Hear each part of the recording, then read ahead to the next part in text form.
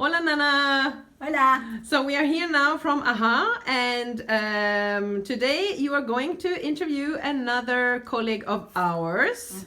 And this colleague we know since a year now, and that is, maybe you recognize her shoes. Felicity Almonte, welcome to AHA. Hi.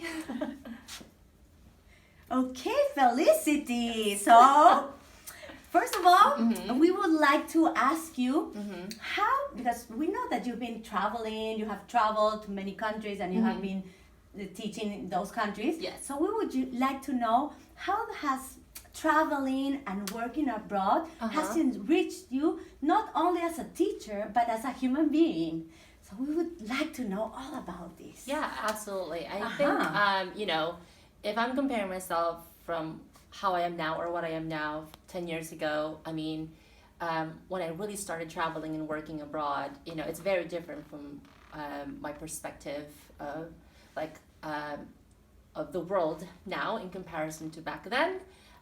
So a little background about me. So I was born in the Philippines. I'm Filipino American. I was born in the Philippines and I grew up there in Guam.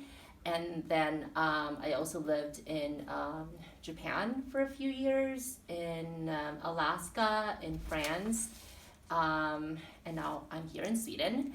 But in those places, in every place where I have lived or have been to, is very different. Like talking about the diversity, how diverse Guam is in comparison to how diverse Japan is, and in comparison to how diverse Sweden is. They're all very different. But it essentially teaches you the same lessons in life, which is being open to diversity, different cultures, different languages, and being open-minded. I think because it's very in the beginning you're kind of like when you're new when you're new in a different country or a foreign country. You're taking everything in, but then you might not be as open-minded. But then eventually you're like, let me try this. Oh, actually, this is nice. I like this. If you're talking about food or, language, it sounds difficult in the beginning, but then over time when you hear it, and then when you start learning it, then it becomes just kind of like a part of you.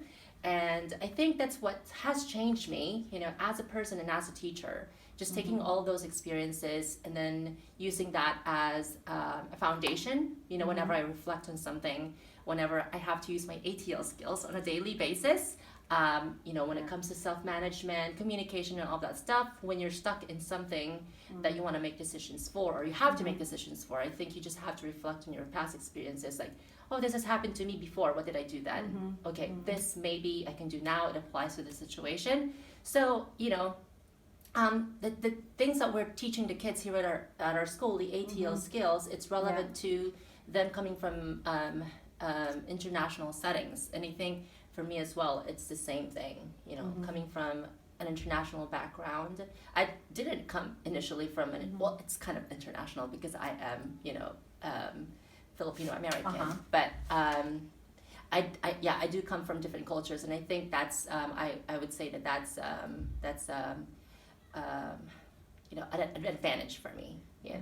It's kind of like you consider yourself like as a citizen of the world. Sort of, yeah. Exactly. So you start with two citizens, with two cultures, and then when you keep traveling, even though you're not acquiring more passports, you're just acquiring more experiences, but then it kind of makes you a citizen of the world. You don't, even if you only have one passport. I only have one citizenship. I only have one passport, but because of all these places that I've been to, I feel like I belong in those cultures in a way. When I go back, for example, I go back to Japan and I consider it like a home for myself, and whenever I go back there, even though I don't have Japanese roots, I feel so connected to that culture because of the friends that I have made and how much I've learned about the Japanese culture and the Japanese language.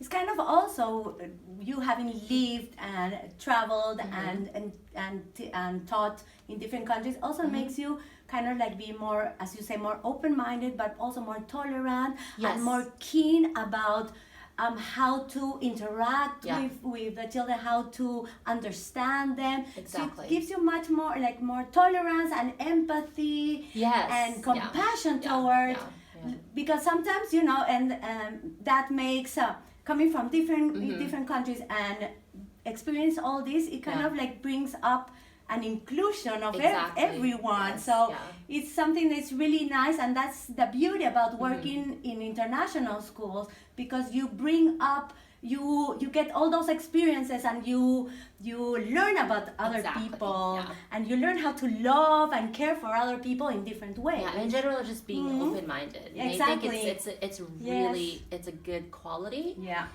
To have, to be open-minded, because the more open-minded you are, the more people you meet, the more friends you make, Exactly. and the more it's easier for you to adapt to a new place, and just exciting in general.